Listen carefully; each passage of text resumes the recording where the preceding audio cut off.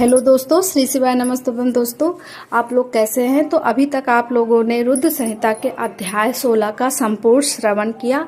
आज हम अध्याय 17, 18 और 19 एक साथ पढ़ेंगे और आप लोगों को भी श्रवण कराएंगे। तो हे महादेव, जो कोई भी आपका ये महान ग्रंथ शिव महापुराण का अध्ययन कर रहा है, देख रहा है, उसके सिर पर, उसके परिवार पर अपनी कृपा दृष्टि अवश्य रखना।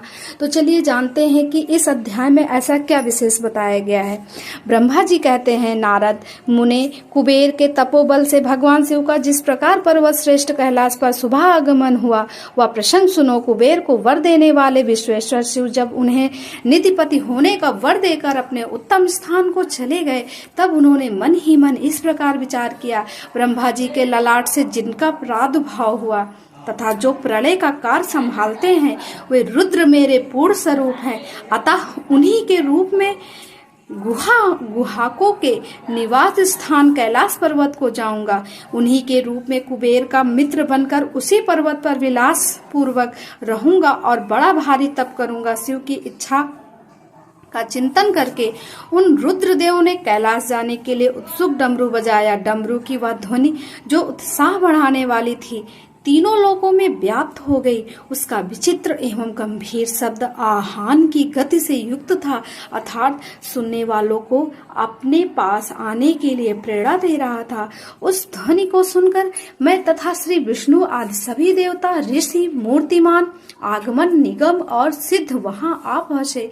देवता और असुर आदि सब लोग बड़े उत्साह में भरकर वहां आए।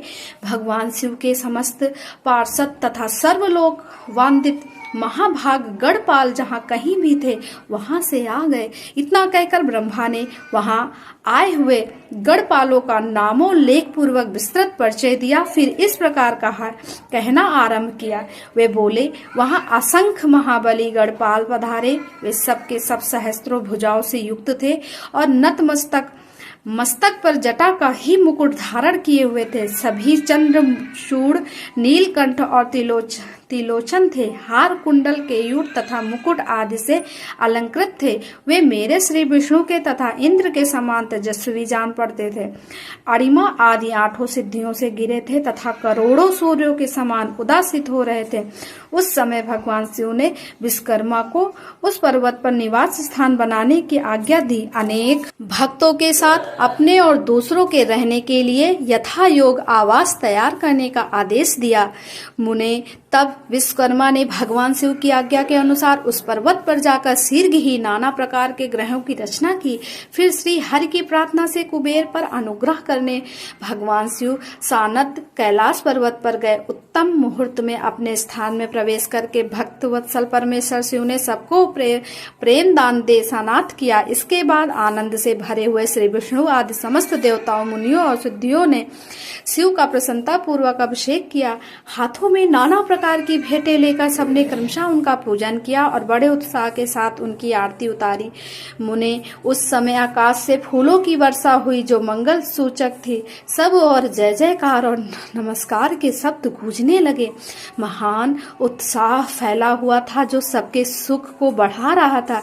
उस समय सिंहासन पर बैठकर श्री विष्णु आदि सभी देवताओं द्वारा की हुई यथोचित सेवा को बारंबार ग्रहण करते हुए भगवान शिव बड़ी शोभा पा रहे थे।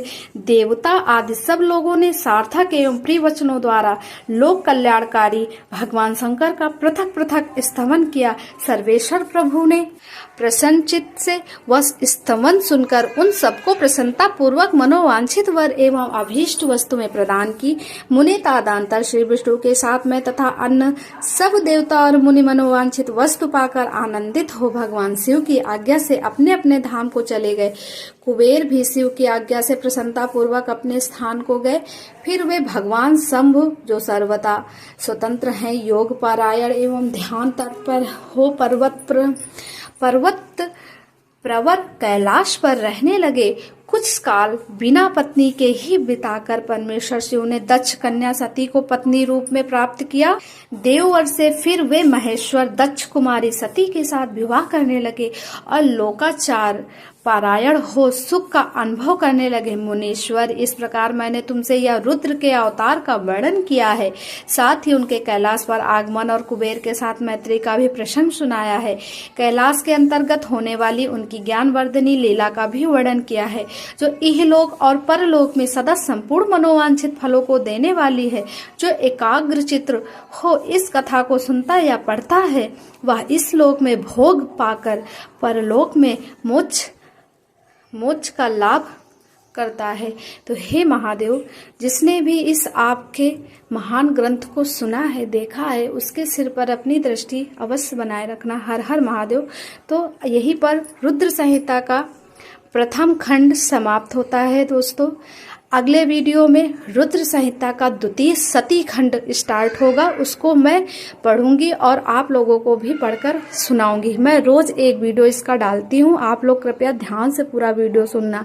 आप पढ़ नहीं सकते शिव महापुराण, मात्र श्रवण से आपका कल्याण होगा। तो हर हर महादेव अवश्य लिखना। श्री शिवाय नमस्तुभ्यं। दोस्तों, मिलते हैं अगले वीडियो के साथ रुद्र संहिता के द्वितीय सती खंड के साथ। हर हर महादेव।